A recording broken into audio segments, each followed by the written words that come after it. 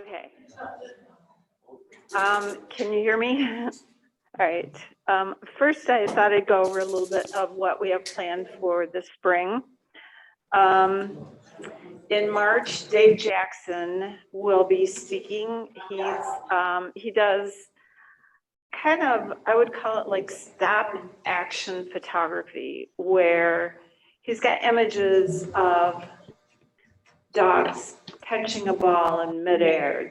They're really cool. Or he does a lot with like the water drops and splashes. So he's got some great pictures, great ideas. I'm sure you'll all enjoy him. In April, we have Bert Skirkim coming. Not coming, he's going to be doing a Zoom as well, but Dave will be here in person. Bert has a program on infrared photography. So that's something that has always fascinated me, and I thought you might like that as well. In May, Becky? I thought it was June. No. Okay. Okay. She's going to speak on emotion in portraits. And yeah, we're so excited. Yeah, this will be fun. You're going to have some live models here? Cool. All right. And then June, we have Ron Wyatt speaking. He has been to the Olympics and he does a lot of sports photography, so he'll be sharing his story with us. And tonight, we have my good friend Dianne here. And let me just tell you a little bit about her. She's going to be presenting a slideshow of her process. She hand colors black and white photos. And she's going to share some of the tools she uses to do that. She also, do you have your books here? I do, yep. Okay, so if anybody's interested, she has books for purchase.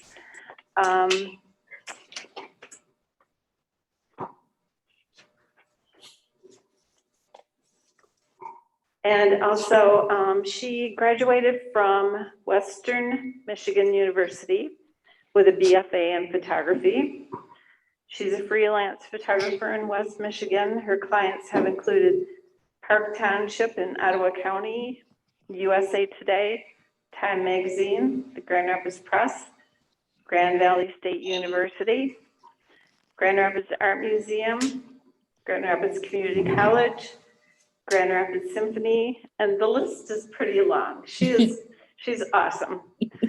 So she gives workshops at Lowell Arts Council in Meyer Gardens. She's participated in over 50 art exhibitions. Her work is included in 6 books and other various corporate landscapes. So she does many private collections. Her latest book, Antique Apples, was published in fall of 2015.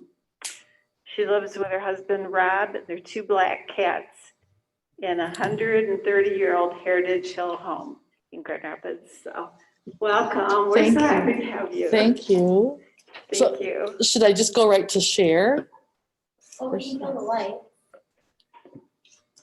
Lights. Light. Oh. Okay.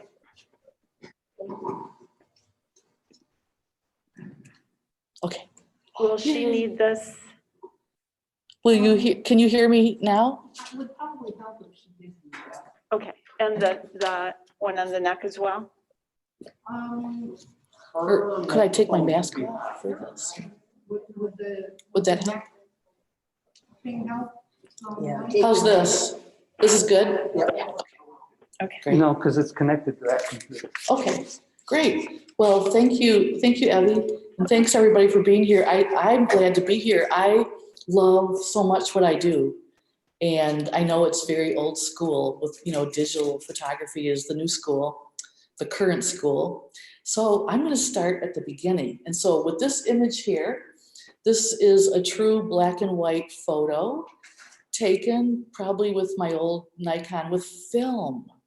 So this was about 30 years ago. Yeah.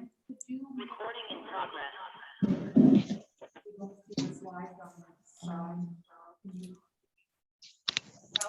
I can, if someone could help me.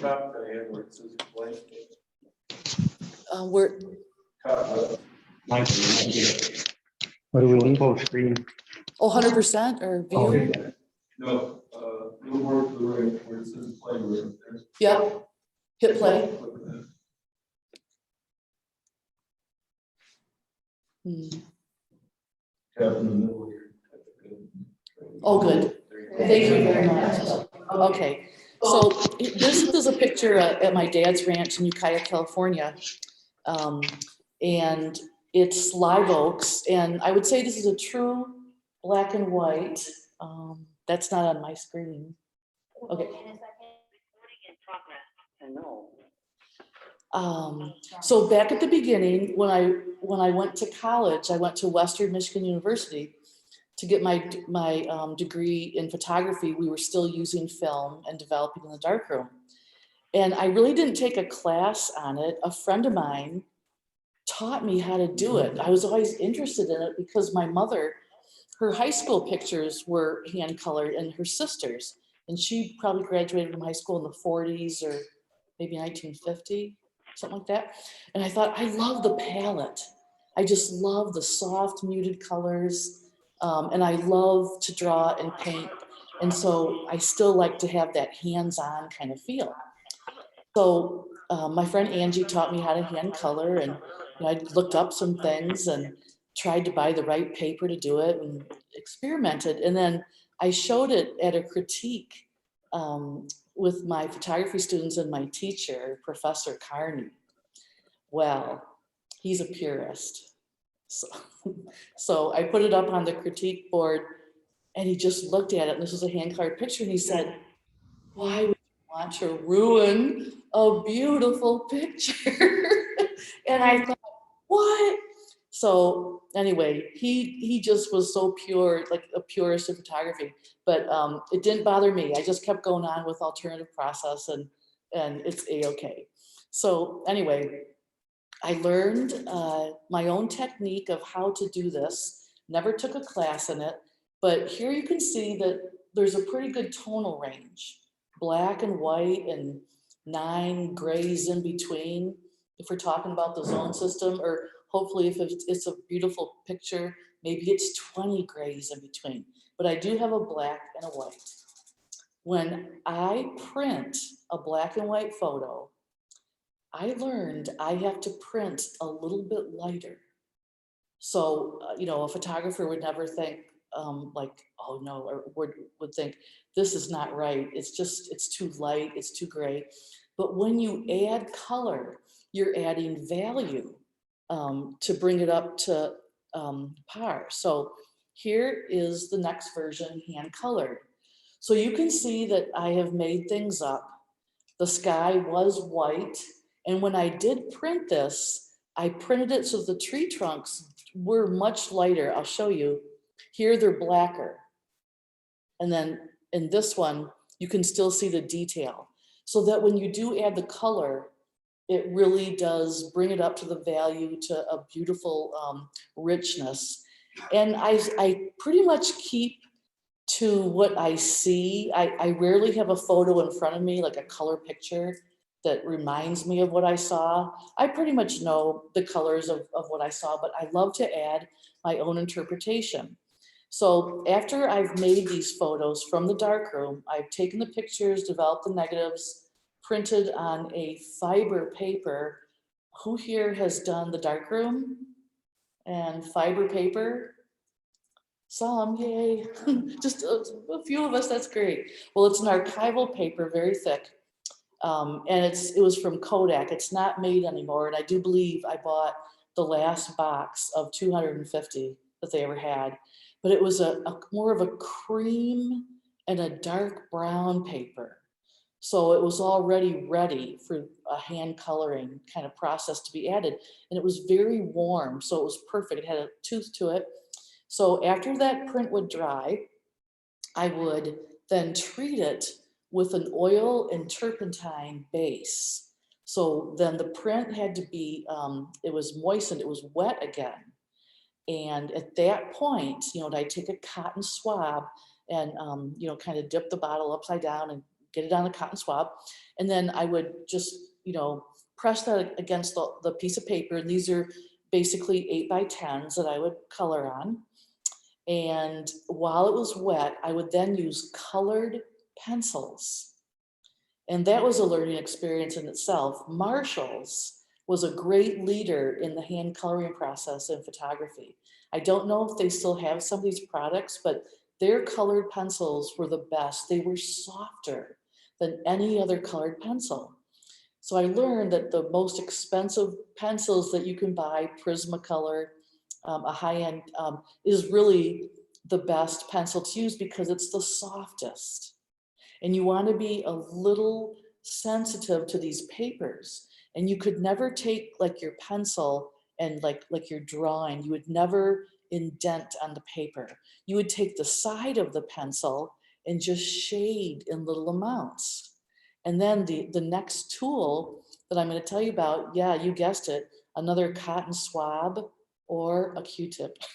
Really fancy tools, but these are great. You just take these Q-tips and you just sort of like rub a little bit of the pencil that you just kind of shaded on your paper, and some of it would come off on the colored pencil, on the Q-tip and on the cotton swab, and some of it would stay. So it's a kind of a long process, but you have to finish in a couple hours because then the print dries.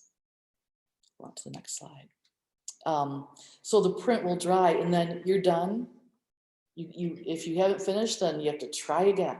It's kind of like a performance art where you've got like 1 or 2 hours to do it depending on the size of your print, and you've got to just keep working. So you do have to learn your own learning curve of how long you can color, how long you can kind of dab about.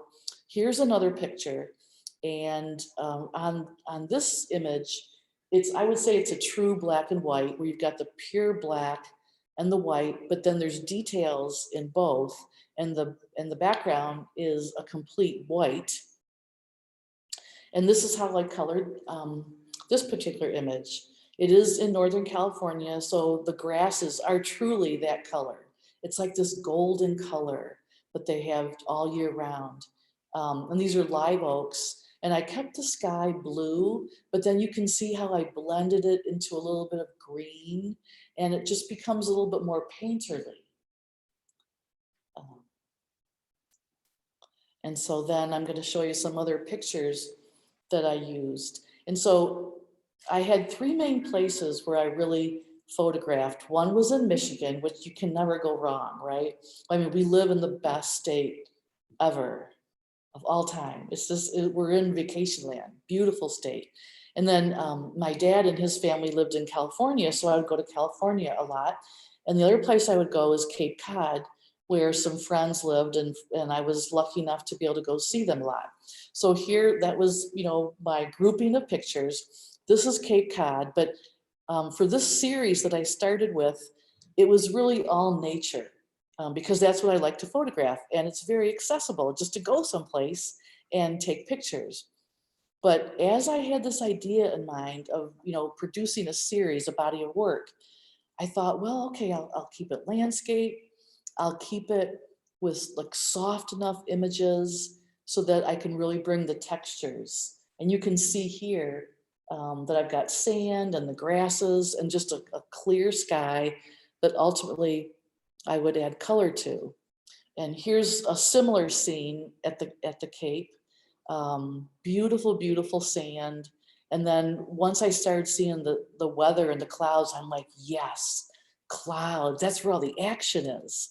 And it's just so fun to color the clouds and to kind of mix it with different colors, because I do like to make some things a little surreal. And then on this next one, it's the ocean, which is at the very top. And then we've got man-made fences, and we've got dune grass and sand. And I learned through my process that the busier the picture was, probably the easier it was to color, so that your mistakes were never known. Because when you do this kind of artwork, it's a one-shot deal. you can't erase anything. You kind of have to maybe plan out what you're gonna do. And so I like, in this particular image, I learned that you start light, like where the grasses are in the foreground. I would color those first, and maybe make it a light golden color. I would stick with reality for most of the picture. And I would often just lay out my pencils that I thought would fill the picture. And this is similar too. And so that I would just be at the ready and just, color away because time is of the essence. And in this picture at the very top, there are some clouds.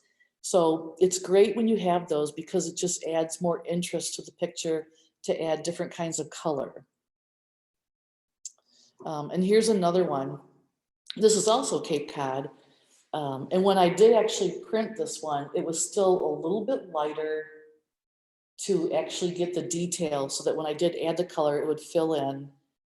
And when you are hand coloring a sky and there's no clouds, it's very clean. And so you have to be so careful when you do make that mark. You've got to just shade it just lightly, take your cotton swab and move the color around ever so lightly and just kind of keep it moving. Some areas, they can't be too dark, they can't be too light. So there's a little bit of a finesse going on there. And then this is actually one of my favorite pictures that I did, and because it has everything that I love about hand coloring a picture. It's got the ocean or the lake, it's got the waves, the fences with wood, it's got clouds in the sky, dune grass, and the sand, and yep, footprints. I mean, it's a narrative right there. So when I colored that one, you can see basically it feels like it's even lighter because I printed that image lighter. And you can see in the cloud area how I just would start out with one color and then sort of blend it with the cotton swab or a Q-tip. I mean, that's basically the tools. And I have taught classes in this at Lowell Arts, Frederick Meyer Garden, sometimes at Kendall. And I'm truly convinced that anybody really can do this. Some people might be better at it than others, especially if they might have a painting background or a propensity towards drawing or painting, because that's a built-in tool in your little toolkit, right? But anybody can really do this. And I'm just amazed at what people have done, in the past. And how they can really bring up their images. Here's another example. This actually ultimately became almost an orange sky, but when all the action is in the sky, you can really, really add your own colors. But these are just nice examples to show you like where I start with black and white. This one, it was named Hill Kissing the Ocean. And it is also another favorite. I just love all the shapes and textures. It's kind of a half and half composition. I know something has to win, like a football game, it's tied at the end of the game, right? It's not thirds, but sometimes with color, you can make it that. It was just really fun to kind of activate this with color. And here's another one. They pretty much all have a similar palette. In this particular one, they're just the grasses are growing, the grains. Those up in northern Michigan. And this was a dilemma that I came upon. I thought, do I sharpen that pencil and try to just color in the little tops of the grain? What do you do? I could ruin the picture because it's such a delicate image, or the piece of paper is actually delicate. I thought I'm just going to kind of go crazy and just blur it all together, which you'll see in a future slide. But it's basically just all the nature and the landscapes. So this is actually Saugatuck Dunes at the state park. This was taken in November, and you can see that there's no leaves on the trees, and it's pretty barren. And I usually like to take pictures if I know I'm gonna hand color, where it's not so contrasty and sunny, because it's really hard to color in where those dark shadows are. But this time I thought, those shadows, I think they're kind of activating this picture. And so I colored it with a spring palette. Oops, that was supposed to be next, but anyway, this one might be. Let me try again. Oh, it might come up later. So anyway, this is another scene in the same area, and you'll pretty soon see how it turns into it. But okay, so on this one, here I am at live coverage, which was a fundraiser from UICA, where they invited maybe 20 or 30 artists to actually produce something that night. So mostly it was painters, people that drew, maybe some sculpture, but I could participate as a photographer because I could hand color the images.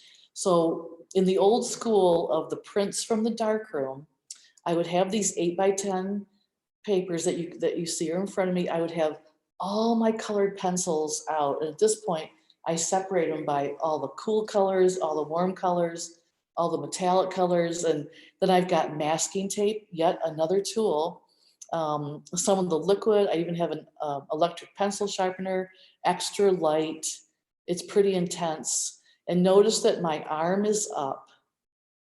You can never lay your arm on the paper because it's wet and it's busy. You cannot do that. Here's a little bit closer look. So you can see I taped it down. That might be the one with the grains where I just kind of blurred it with the blue and the yellow. So I just have to work in areas like maybe I'll start with the lighter sections first, and then I might end up with the darker. You really can't go the other way because, like I said, once you make your mark, it's there. Okay, so I was invited to the Van Singel Fine Arts Center to have one of their first shows about 20 years ago. And I thought, oh gosh, I can do whatever I want. Well, I guess I'm just used to, taking pictures, but I want to stretch somehow. I want to reach, I want to do something different. So I thought, okay, I'll stick to all landscapes. Okay, but all landscapes, I got to do something else. I thought, I know, I'll hand color, because a lot of people weren't hand coloring even 20 years ago. I think it kind of came back a little bit, and now I think it is coming back again, especially after the pandemic or during the pandemic, when I think we need more tactile things to relate to. We can't go up and hug everybody all the time and touch people like we're used to doing. So I think we want to, maybe be more hands-on. That's my own thought. So anyways, I think it's making a comeback with, arts and crafts and hands-on.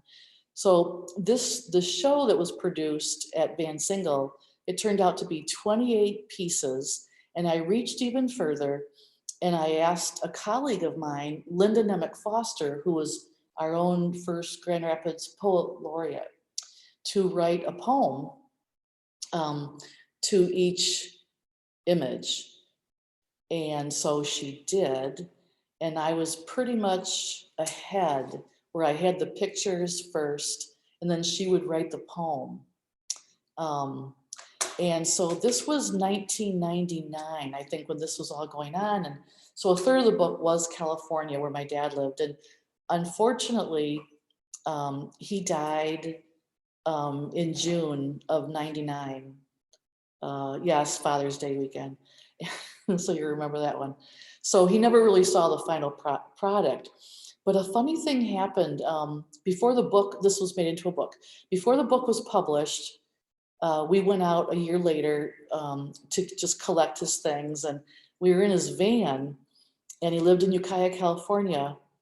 And I saw on the parking permit, it was backwards, and it spelled out haiku. And before this happened, Linda, on a picture of his ranch, decided to write haiku. And I thought, wow, that's kind of cool. Like, just the circular process of the coincidence and whatnot. So anyway, here everything is lined up. we tried to make it, have a real unity towards the visual aspect. So all the frames were 16 by 24. They all hung vertically. And at the very top was either the horizontal or the vertical image. And they all hung at, I think it was 1.5 or 2 inches at the top. So it was all uniform. And then Linda wrote in pencil on the mat, the poems, the haikus. And we thought, God, this should just be a book, don't you think? You know, everyone's dream, right? So we looked up all our art books at all the publishers, you know, even the famous ones. We thought, let's just go contact them and just dream big. But we thought, well, let's start small and go to local publishers. And so we started with Urban's, and we had an appointment. And the woman, Sandy DeGroot, who's now retired, she works in special projects, and she saw this all laid out. We kind of made a booklet. And that night, she called us and said, you have a book. And that was like really fast. We thought we'd wait a year, you know, or whatever. But well, we actually did, because we were in line for all the books to be printed. So we were pretty excited. So here you can see how, you know, either some verticals or some horizontals, but they just kind of went together because of that muted palette. And you can kind of see that it's all similar in that muted variation, which is all the same palette that you see. If you have any old hand-colored photos of yourself maybe, or parents or grandparents, or just collections, they do look similar because it's the same materials. And so that's just variations. Now this one is called Where Sunlight Sleeps, and it's also in taken at Saugatuck Dunes. And you can see here, there's no leaves on the trees. It's just that barrenness, but because it's about sunlight, I gave it a really warm color. This is the same picture, but with different colors. Your mood might change, and so might your palette, right? So I'll just go back to that one just to show you. So it could have a totally different personality. And this is also the same picture, a little bit close up. So you can see I still gave it like a November feel, but I made the sky that warm orange yellow, and I used the same colors, you know, a little bit on the left side. That's like the bed of sunlight sleeping. So, you know, you get a little creative there and can do that. That's actually in California. And then this is actually the in Ukiah. And that is my dad's ranch, his house. And here, it's just a clean, barren sky. So believe it or not, that little bit, these are 8 by 10s, probably took an hour to do, because you have to just keep it so clean with the cotton and keep it even and just keep brushing it with the cotton ball. So anyway, you remember that one piece I showed you? This became the cover of the book. And you can see that green line in the back, that's totally made up. I just wanted to make that, just give it a hint of perhaps, you know, the sun is back there, but it didn't exist at all. And that's the fun of hand coloring, is that you can make some things up. And you can still see a little bit of detail in the shadow, but you can see if it's too black, then it's gone. So you really have to be careful about what you photograph. But for other art shows, I have done different things with these hand-colored pictures. So I found some glossy paper from my printer, my Epson printer, and my husband and I designed these little Polaroids.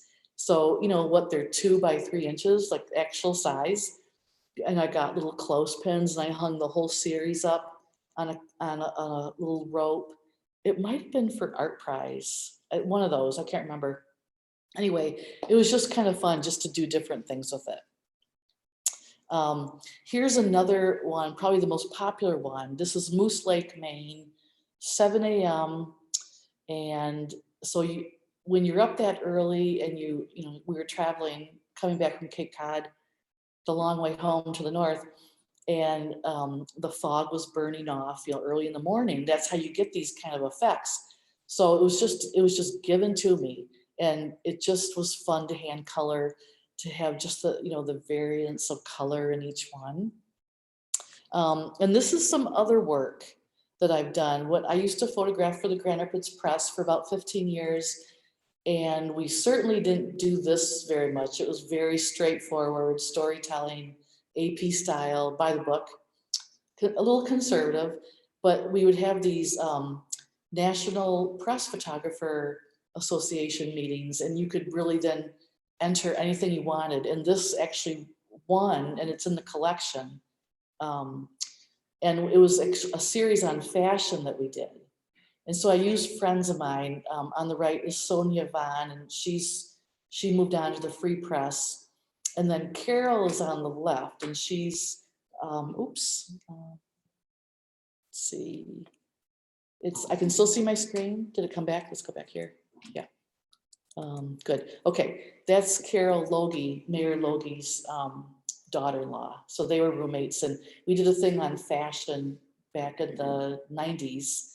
And this one it won the award in the collection in the association. So I was really proud of this one, even though it's a little different, but I really do people because they're very hard to do. Landscapes is just much easier. And then for other work I've done, this is in Mendocino, and this is a little panoramic, but you have to remember this is pre-digital. We just couldn't go do it and click, click, click, right? Or use the Photoshop or all the tools. I had to just stand there and click, click, click. This is with my Nikon. And then, put it all together. So, and this was done with also colored pencil. This one is called When I Twirl, Ukiah, California. And it did take Best of Show at Festival one year. And that was pretty exciting. And this was still before digital. So it's actually a complete line. I'm standing on the mountain, and it was with my 2.25 Mamiya camera, still one of my favorites. I love the square. And I just went and clicked one by one and just turned around in a circle. And then I laid them out by hand colored them. LaFonsi Gallery cut the mat and put it together. And then I made two thinking, I think this is something kind of special. I just love it. So I gave one to my dad, and then I gave one, festival, it won Best of Show and Festival, then a law firm bought it. And then when my dad died, I got it. So now it's hanging in my living room. So that's pretty cool. And then here, I have to admit, I haven't been in the darkroom in a couple years. I still have it, and I don't know if I'll ever sell it. I might go in there one day if I remember how to do it all, but I just can't sell it. So it's just a little piece of me. So then I was hired to teach another hand coloring class. I thought, oh, great. No one's has a darkroom anymore. This is like way into the digital age. So I got to learn how to do it on my Epson printer. So I did. So I experimented with papers. And has anyone ever heard of this? It's Hanemühl. It's a German paper. Yay, Don has. Yep. Okay, good. Yes, because we love that paper. It is exquisite for your inkjet. And I had to find a paper that was not glossy. So if you guys ever want to try and do this, I can tell you when my next class is, or you can just email me for more tips. But what you want to do is find a wonderful paper that has no coating on it, because when you add your materials, they have to sink into the paper. So the glossy paper has got the gloss on it. So I learned that through my inkjet printer, you turn off the gloss optimizer, which is kind of, I think, natural for every printer to just coat paper with, but you don't want that on there, so you can turn that off. And if you do pursue it, you might learn some tricks of the trade of your own printer, see how it behaves. You print a little bit lighter, but this is what to look for. This is 100% cotton, and it's a photo rag satin. You can actually get this at Norman's. And of course, you can go online and maybe find the perfect paper for you. And I did bring a box of this with some samples that we can look at when I'm done. I think there's gonna be some time. So that's the paper to get. And so when I start teaching this class, knowing that no one really has a darkroom, or they wouldn't be in this class, you know, the inkjet printer class. So this is actually just a Xerox version of the color picture that I took, just to show people like where you start from. So there's, you know, this is up north at, I think, McManus Orchards near Traverse. This is the black and white version. So you can see it's way lighter, waiting to hold the value of the color. You can make it, you know, except for those tree trunks, I really couldn't get those too light. And then this is how I start out. And you can see that I'm kind of doing the top a little bit. I really don't like really start in one corner. I try to kind of do the whole 8x10 and see where it needs color, move things around. I'm trying to create maybe a warmer base on the ground. So I've added some red and brown, but you can see how I start to layer. So for the inkjet paper, unlike the darkroom paper that has been in water and can take that oil and turpentine, this paper cannot. You destroy it if you got it wet, unfortunately. So I tried the colored pencil and I tried all these other things on it. It didn't work. And I went, oh great, I'm teaching this class in a week. I gotta just figure this out, but that's what a lot of us do. So then I thought, well, maybe chalk or pastels would work. And so I tried that, and I've got the pastel pencil, and I tried the shading on the side like I did with the pencil. It was still too much of a mark. I went, huh, what am I gonna do?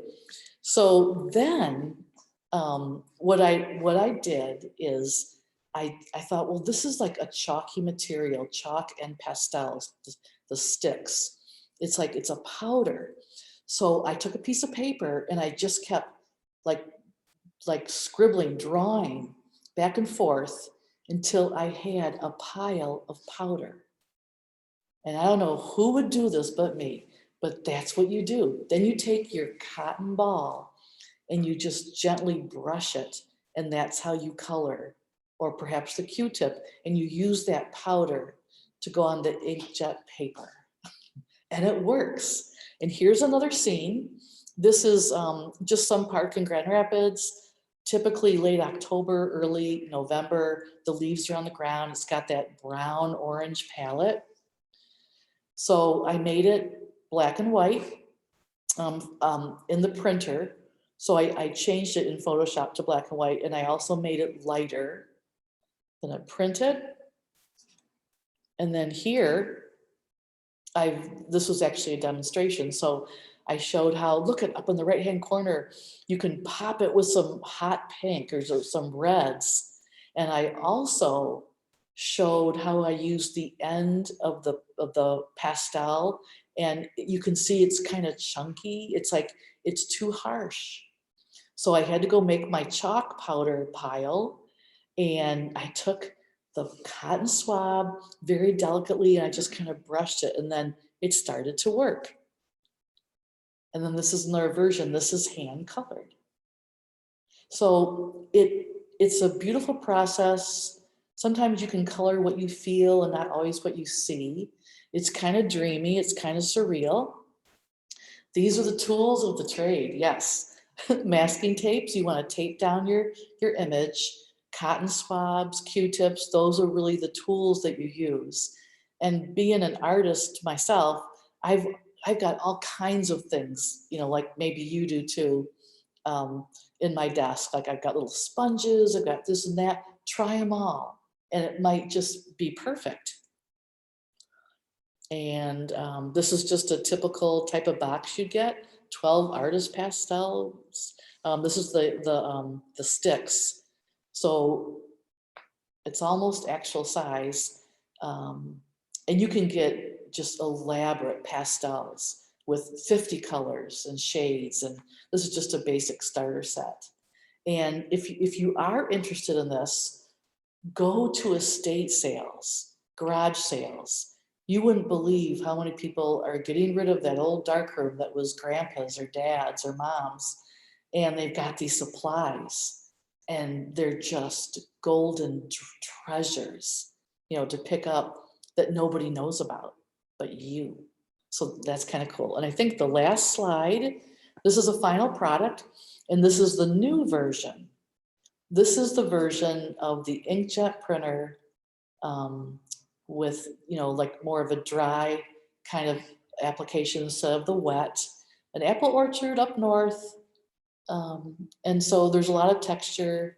You can kind of see, if you saw the close-up, I actually did take a little pencil on this one and color the little apples. So yeah, if you've got a couple hours, but you might just love it. And it's what I like to do as a hobby. And I think that's the last one. So, yep, question? Have you tried watercolor pencils? No, I haven't. What was the question? Could you repeat the question? Have you tried watercolor pencils? The question is, have you tried watercolor pencils? And I haven't, but that is a great idea because there's all these tools out there, and you might even buy, I mean, I have watercolor paper. And so maybe just using that paper with those tools. All you have to do is dip the pencil in water Yep. and write with it, or you can get the paper wet and write with it. So that's another tool to our toolbox. That's awesome. That's perfect. I use it for face paint. Do you? Oh, I love it. So it's good on the skin. Well, who knows? But anyway, so is there time for me to pass around paper? Or is it? I wanna. Oh. And we can wrap it up If here. anyone from the Zoom who has any questions, you can put it into the chat. We have the chat screen open, so. Diane, I have a question. Do you have to seal it? Oh, like, Please repeat the question. so the question is, do you have to seal it? And you mean like a spray? Yeah. I have never done that, but I know people that have wanted to know about that. I should try and experiment on that. I'm afraid that material will do something to the paper. I mean, it probably will, because it's wet. It can be.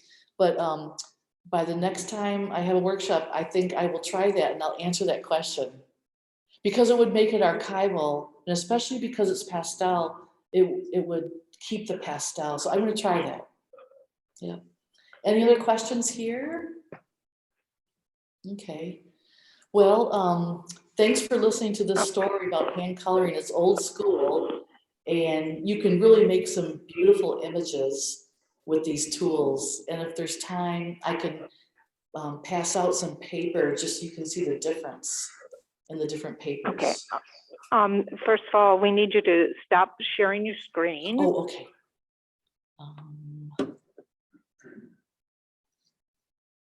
Okay.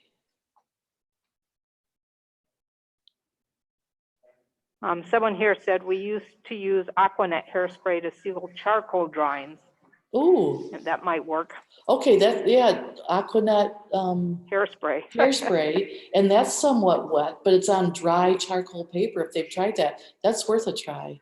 I might need some help up here to the. You hit the stop share, which is.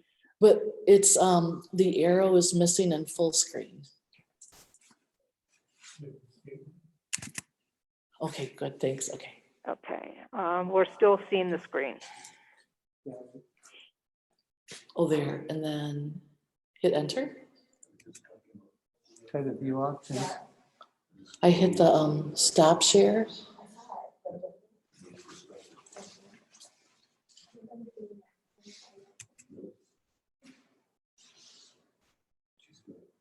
So I'm hitting the I'm just hitting it once, and it's not, no click is working.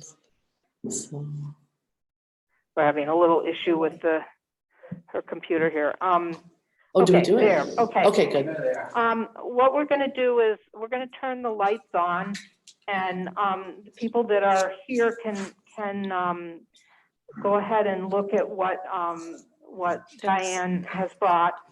And in the meantime, for those of you who are checking in by Zoom, you've got a little bit of a break, because we're gonna set up for the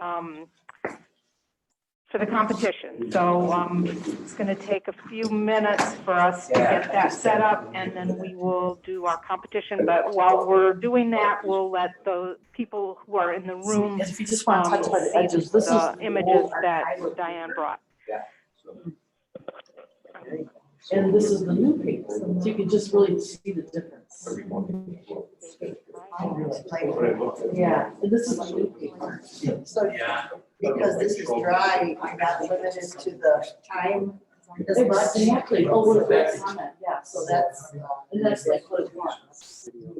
So you can tell it's still, a really beautiful